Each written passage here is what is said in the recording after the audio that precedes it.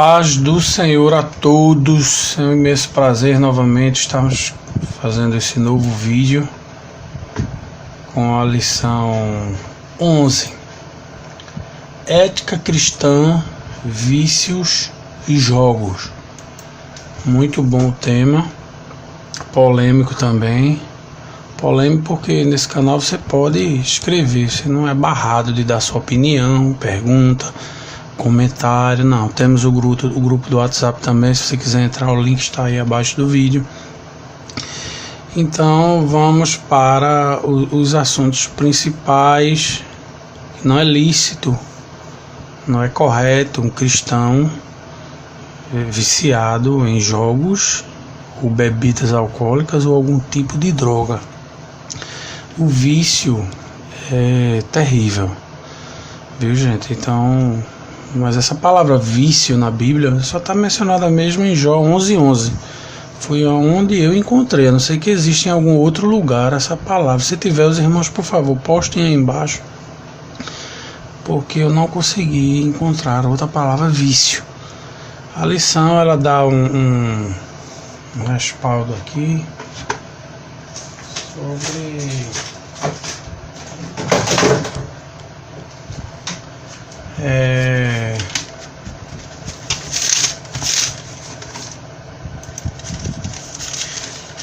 deixa eu ver aqui, lição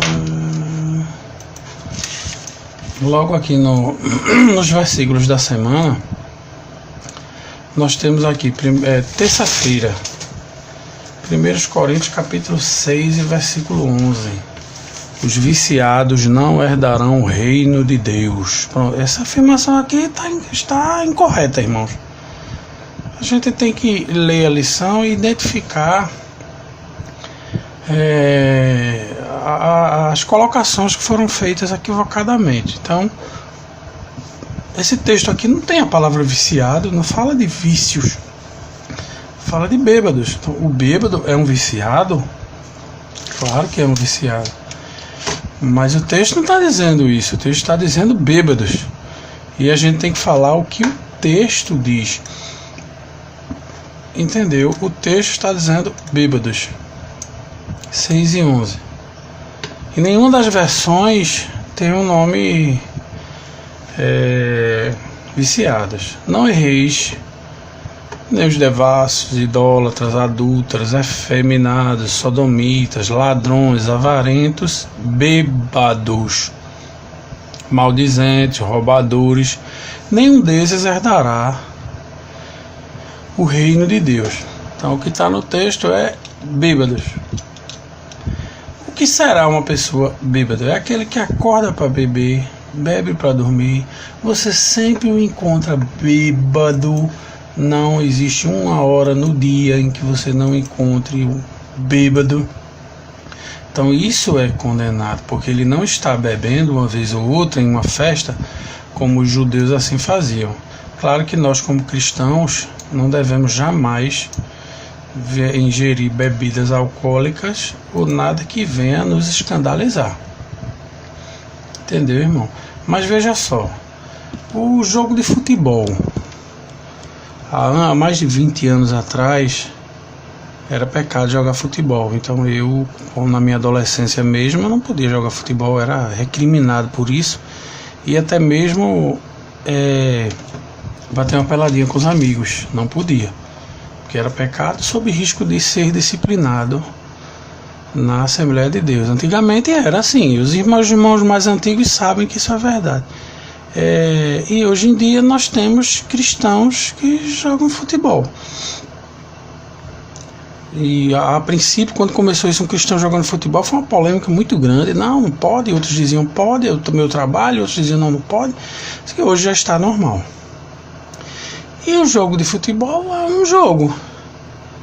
Paulo mesmo, o apóstolo Paulo, ele fez uma comparação, dizendo, olha, eles correm atrás de uma coroa corruptível e nós de uma incorruptível.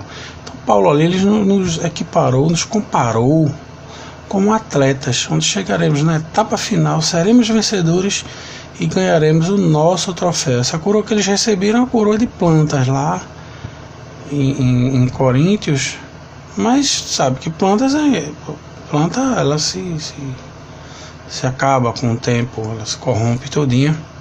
Mas a coroa da gente não. Então foi esse o exemplo que ele deu. Entendeu? Então, aí você diz assim, é pecado se reunir com a família, um jogo de futebol, você sai, vai a uma casa de praia, por exemplo, passar o carnaval. Chega lá, os jovens vão pegar uma bolinha e bater uma pelada. Isso é pecado? Não. Mas o jogo é. Nós precisamos analisar esse detalhe. Tem um jogo de dama. As pessoas jogam dama ali, baralho para quem gosta, eu não gosto. Tem cartas também que eu não gosto. Xadrez, gente, xadrez é um jogo da nobreza, é um jogo de inteligência. Entendeu? Dominó é um passatempo. Pode sim os cristãos reunirem-se e jogarem o dominó. O xadrez mesmo era um jogo de nobre, de reis. Então, se jogo for pecado, o seu filho, você vai ter que tirar a internet do seu filho, porque eles jogam para jogos na internet direto.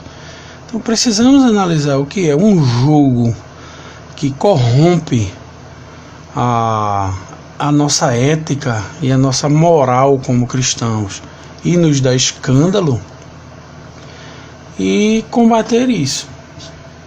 Veja só, o apóstolo Paulo, ele disse, olha, se comer carne escandaliza, não coma. Mas comer carne é pecado, irmãos? É pecado, irmãos? Não. Comer carne não é pecado. Mas se essa condição trouxer um escândalo, não coma. O mesmo se dá. Ele diz, olha, não dê escândalo. Se porte de maneira a não trazer escândalo nem aos judeus, nem aos gregos, nem à igreja de Deus. Não podemos viver em um mundo de escândalo. Em nosso país, beber é um escândalo. Apesar de não podemos dizer que os judeus era pecado quando eles bebiam, não. Eles viviam em outra cultura, a qual não era escândalo. E os judeus até hoje bebem muito.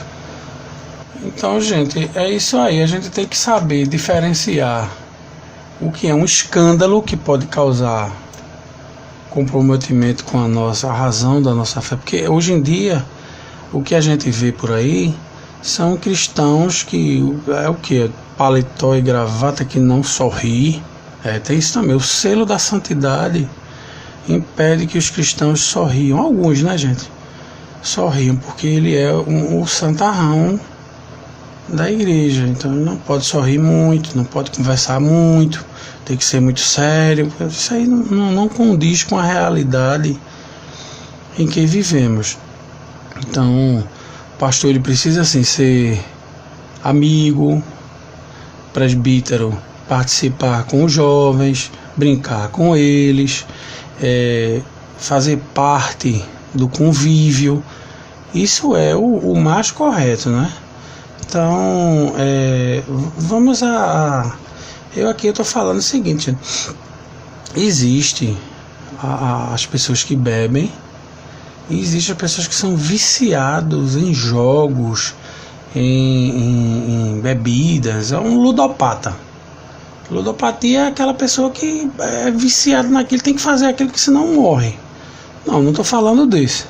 Veja só, a gente foi para minha esposa e eu fomos a um encontro de casais em não vou citar o nome de qual igreja batista, porque temos várias, em uma das igrejas batistas. Gente, foi formidável. Fomos convidados por um pastor batista e ali estivemos. Eu visito várias igrejas, gosto muito disso, somos uma família cristã, então eu visito presbiteriana, batista, Deus é amor, enfim, várias. Der vontade eu vou, e ninguém pode dizer que isso não é permitido, porque somos uma família. Agora, fazer parte lá, não. Então esse culto, gente, para casais lá foi maravilhoso. Experiências que nos trouxeram maravilhosas, eu amei, gostei muito, minha esposa também. Foi muito alegre, muito divertido, motivador para o casal, e ficou na minha lembrança. Então, quando terminou ali aquela cerimônia, aquele culto, então os batistas, vocês sabem que eles não têm essas coisas, só que eu não imaginava que fosse assim. Então lá tinha um coquetel e começaram a servir. Como nós éramos de fora, Eles nos trouxeram um coquetel, rapaz, com muita honra. Esse é o primeiro copo, vai ser o seu, aquele negócio todo e tal. E menino, gente, quando a gente botou na boca, eu tava até um pouquinho gripado, sabe? Mas a gripe saiu na hora. O álcool subiu pra cabeça, que parecia que o nariz apitava junto com o ouvido, muito forte. Mas era comum, e eu vi ali pessoas de idade, crianças, consumindo aquilo. Então, na ética deles, aquilo era permitido, mas eles não se embriagavam. Cada um só tomou um copo. E nós também, eu tive que tomar, porque eu não iria quebrar a ética deles e tomar, mas não condiz com a minha realidade nem com a minha ética. Então, minha esposa e eu tomamos e pronto, e continuamos ali naquele culto. Então, isso ficou marcado em mim. Puxa vida, eles têm esse costume e nós não. Então, a Bíblia em si, ela não condena que você beba, ela condena esse bêbado. Se você é um bêbado, a Bíblia te condena. Mas se você tomar um gole, isso é pecado biblicamente? Não. Mas nós, cristãos da Assembleia de Deus, não temos esse costume. Então, a Bíblia condena você tomar um golezinho de uma bebida como essa? Não. Porque eu não vou ficar bêbado. Eu não vou estar vivendo como um bêbado. O que é aquele bêbado, conforme descrito no texto? É aquela pessoa que acorda para beber e bebe para dormir. Não, somos cristãos e não devemos nos portar desta maneira. Apesar que os judeus bebiam e muitos deles se embriagavam nas suas festas, isso era prática comum dentro da cultura deles. Então, na cultura desse, aquilo ali, da Batista, aquilo ali me ficou muito marcado. Eu digo, meu Deus, como é que se reúne? Então, eu vim analisar e ver que isso, biblicamente, teologicamente, faz parte da cultura deles e não da nossa. Então, vamos a alguns textos bíblicos para que a gente possa comprovar esse raciocínio. Não adianta eu falar aqui sem utilizar textos bíblicos, né? Lucas capítulo 1, versículo 15.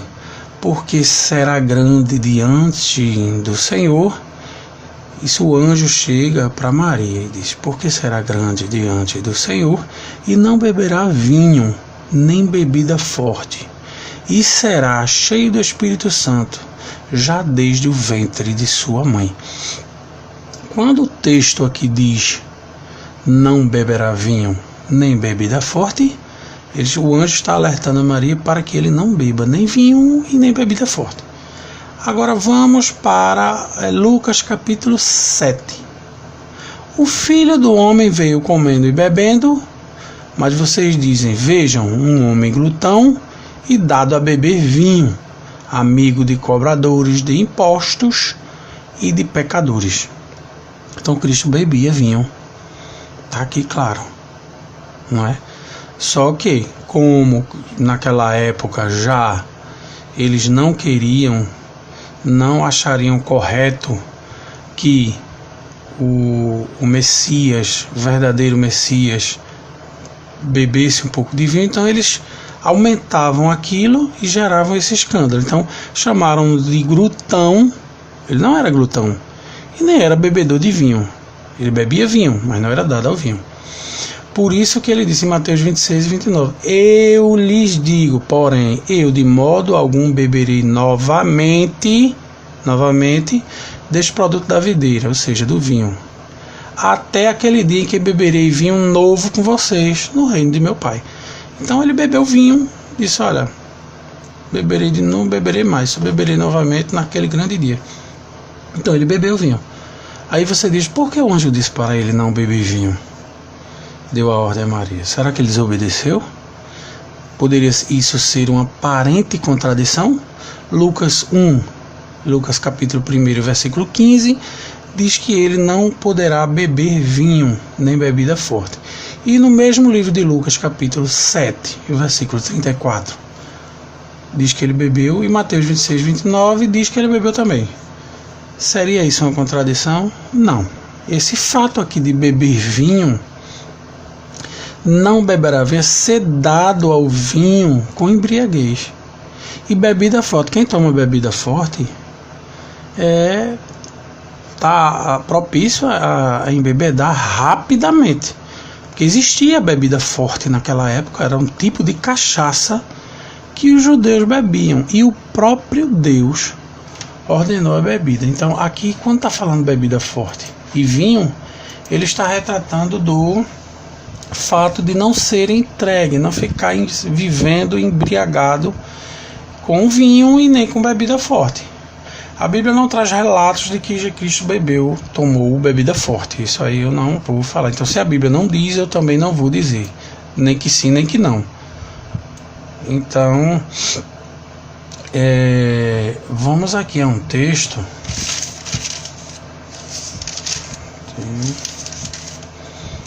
Está em...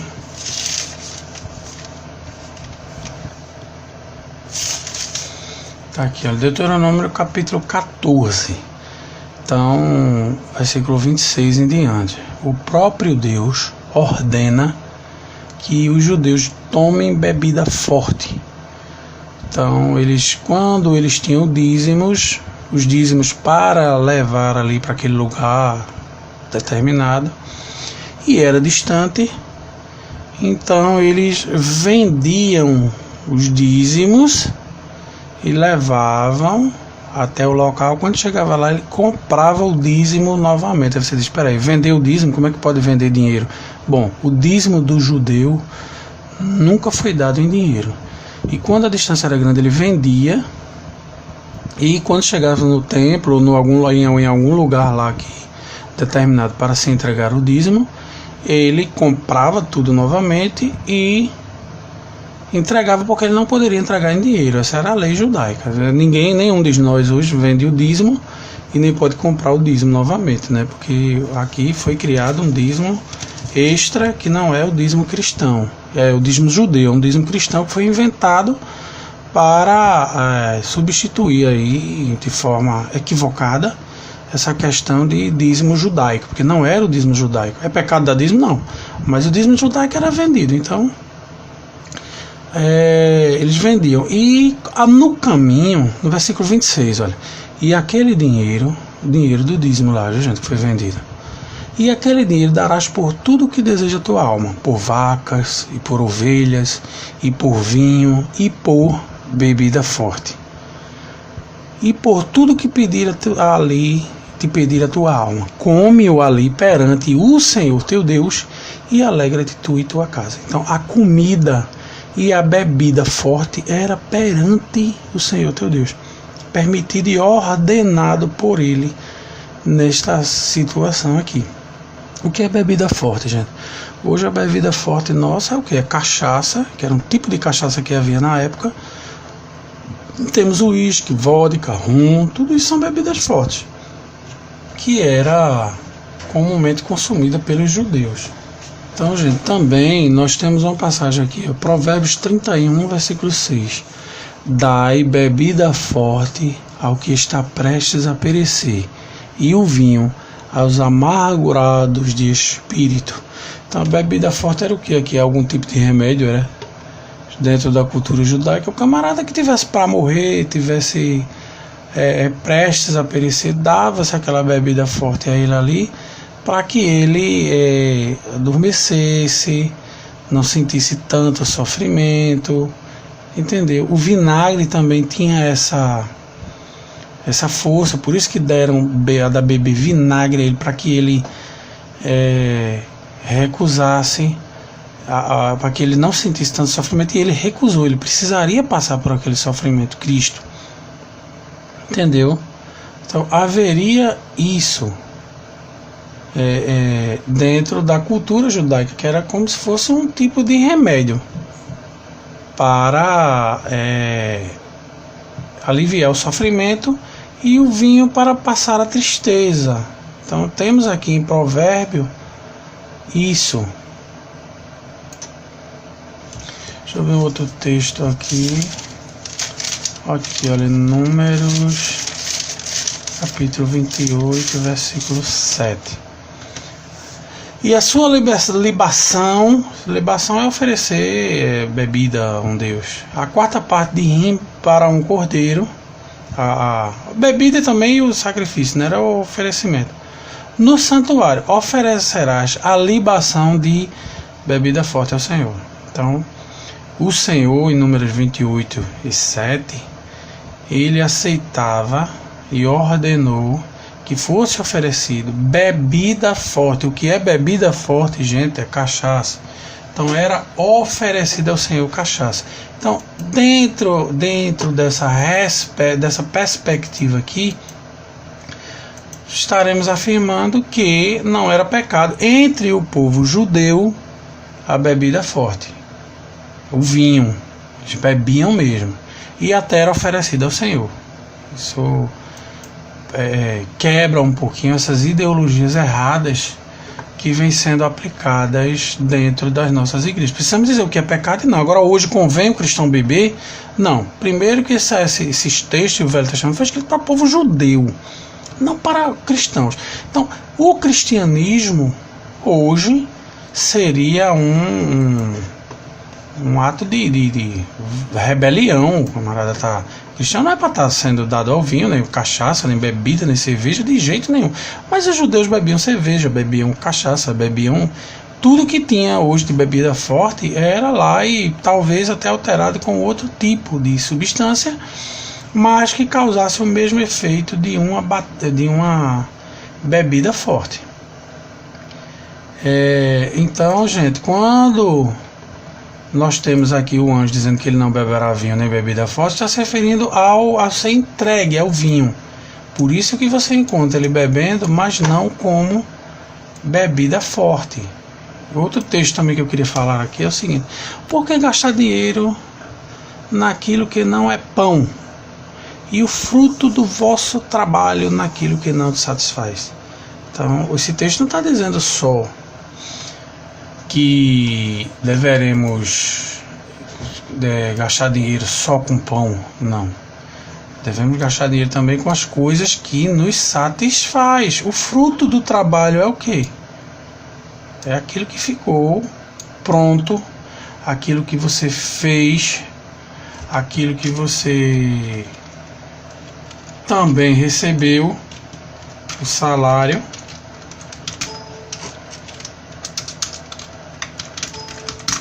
E pode comprar o seu pão e as coisas que lhe satisfaz. Então fica a seu critério. Parece que as pessoas só falam só uma parte do texto que diz que não é para gastar dinheiro com algo que não seja pão. Se lhe satisfaz algo, é o fruto do seu trabalho, então compre. Viu? É preciso a gente entender o que é um texto, o que eles dizem ou não. O maior milagre de Cristo, o primeiro milagre de Cristo foi transformar o que, gente? Água em vinho. Aí muitos dizem: mas ele transformou água em vinho, mas esse vinho aí foi o suco de uva. Bom, na minha Bíblia está dizendo que foi vinho. Minha Bíblia não tem o nome suco de uva, não. A Bíblia tem vinho. Então, como é que se reconhece um bom vinho? Um bom vinho é aquele... Até hoje é assim, gente. Você pega um vinho que tem 6 meses de fabricação, coloca em uma taça, e pega um outro vinho que tem 200 anos e coloca em outra taça. Então você leva aquele vinho para um especialista, as 2 taças. O especialista vai provar o primeiro vinho e vai provar o vinho que está armazenado há 200 anos. Na hora, ele vai dizer: este é o melhor vinho. Porque o melhor vinho não é aquele que é fabricado recentemente, e sim aquele que está mais dormido, há muito mais tempo armazenado. E isso faz com que a qualidade do vinho seja melhor. Porém, os melhores vinhos embebedam. Se você for tomar muito, você vai ficar bêbado rapidinho, gente. Rapidinho mesmo. Por quê? Porque os melhores vinhos são aqueles que embebedam. E o suco da uva, ele não é o melhor vinho. Entendeu? Então, o que é Cristo, quando transformou a água em vinho, ele pegaram ali e levaram ao mestre Sala, que era aquela pessoa competente para aquilo. Então ele disse: você deixou o melhor vinho para o final. Esse vinho é ótimo, maravilhoso. Geralmente as pessoas fazem o contrário. Mas por que faziam o contrário? Porque eles entregavam o vinho, o melhor vinho. Então o melhor vinho é aquele que o quê? Que embebeda as pessoas. Então entregavam o melhor vinho. E quando as pessoas já estavam praticamente bêbadas, eles iam e colocavam o vinho de menor qualidade. Esse vinho de menor qualidade a pessoa não iria perceber quando estivesse já bêbado, né? Já alterado os ânimos pela quantidade de vinho. Aí eles colocavam vinho ruim para o final. O que seria esse vinho ruim? De uma fabricação recente. Não seria um vinho curtido, seria um vinho simples, mas a pessoa já tinha bebido tanto do vinho, não iria nem notar. Era assim que se faziam. E ele disse: não, vocês deixaram o melhor vinho para o final. Por quê? Porque quando ele provou aquele vinho, ele percebeu naquele vinho que era muito bom. E se era muito bom, era um vinho que já estava armazenado há muito tempo e que embriagava. Claro, bom vinho embriaga e é caro até os dias de hoje. Então, Cristo. E outra, gente, além do suco da uva também, se você tomar muito, você também vai embebedar. Agora, não tão rápido como o vinho mosto, que é aquele vinho forte mesmo, que já surgiu o álcool nele. Não é que ninguém colocou, que nele tem o álcool, ele próprio fermenta em si e criou. Por que não pode colocar vinho novo em odres velhos? Porque o odre era um corpo de um cabrito que toravam os pés, as patas dele, faziam ali um odre que torava a cabeça e ficava a pele do cabrito. Então a pessoa ia, colocava o vinho ali e ia viajar. O vinho novo, o odre novo, ele aumentava de tamanho por causa da fermentação e não se rompia. E quando o odre era velho, que você colocava vinho novo, o vinho fermentava e rompia o odre. E não teria como. Entendeu? E ainda tem a questão da fumaça também, mas isso aí é um outro detalhe, que eles penduravam ele e recebia muita fumaça, mas isso aí já é um outro detalhe, não vem ao caso. Então, o vinho novo, ele fermentava, ele criava álcool nele. E aquele mestre Sala, quando provou, viu que isso, qualquer vinho embebeda, embriaga. Você disse: não, mas Jesus não iria criar um vinho que embriagasse ninguém. Se ele criasse um suco de uva ali e todo mundo bebesse, iria sim se embriagar também, dependendo da quantidade. Agora, o vinho, que foi o que ele fez, foi um vinho, foi o melhor vinho, foi o que embriagaria também, do mesmo jeito, era o que embriagaria. Todo mundo ficaria embriagado. Por quê? Porque era de costume deles. Então não adianta criar fantasias no texto que não existem. Entendeu? Um outro texto também: não vos embriagueis com vinho, mas não tem ponto não. O texto continua: em que há contenda. Então você não pode se reunir para tomar vinho para que ali haja discussão, escândalo, briga. Essa foi a mensagem principal já no Novo Testamento. Então, os banquetes, eles eram feitos para divertir e alegrar. E o vinho tornava a vida muito alegre com isso. Entendeu? E as pessoas pagavam para isso. Eclesiastes 10, versículo 9. O banquete é feito para divertir. O banquete é feito para divertir e o vinho torna a vida alegre. Mas isso tudo se paga com dinheiro. Não está no texto. Então, não se, Efésios 5,18, não se embriaguem com vinho que leva à libertinagem. Então, se você está com isso, iria se embriague do Espírito Santo, mas deixem-se encher do Espírito Santo. Ou seja, não se enche de vinho em que há contenda, que há bagunça, libertinagem. Essa é a função do texto. Mas não está proibindo aqui que alguém se embriague com vinho e que não há contenda nem libertinagem, porque as pessoas começavam a beber ali em festas e se embriagavam.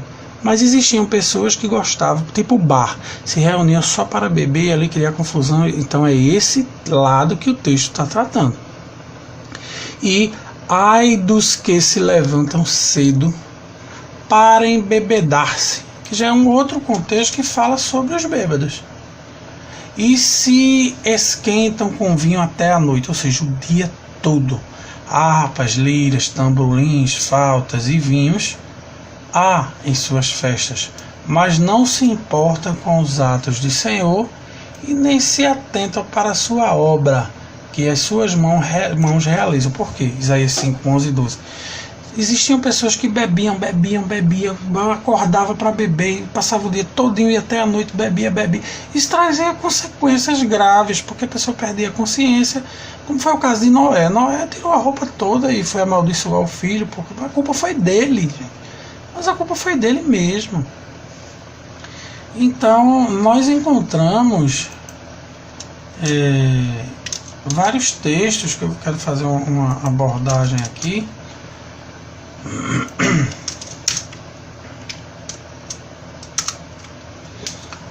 Levítico 10, 8 e 9. Vocês e seus filhos não devem beber vinho nem bebida fermentada antes de entrar na tenda do encontro, senão vocês morrerão. É um decreto perpétuo para as suas gerações. Então, o Deus fala a Arão e diz: olha, vocês, seus filhos, não devem beber vinho nem bebida forte antes de entrar. Se ele não fosse entrar, ele poderia beber. O caso era ele não entrar lá cheio de vinho e nem cheio de bebida forte. Essa era a ordem dada por Deus. 1 Timóteo. Mas isso foi para o povo judeu, né? De quê? Porque todo judeu bebia bebida forte e vinho. Era uma ordem divina. Então, os diáconos igualmente devem ser dignos, homens de palavras, não amigos de muito vinho. Se entregue ao vinho, nem de lucros desonestos, que é o que nós mais vemos aí, os charlatões da fé. Pessoas que pregam, visitam e no final do mês recebem dinheiro por tudo isso que vocês fizeram. Então isso é um lucro desonesto. Cristo disse que quando fores pregar, não leve dinheiro. Então aqui está falando sobre os diáconos. Eles não devem ser dados ao muito vinho.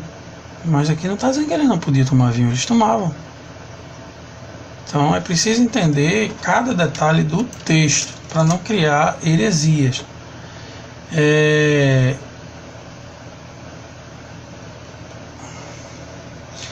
O apóstolo Paulo aqui em 1 Timóteo capítulo 5, versículo 13, ele recomenda que nas enfermidades você dá o vinho.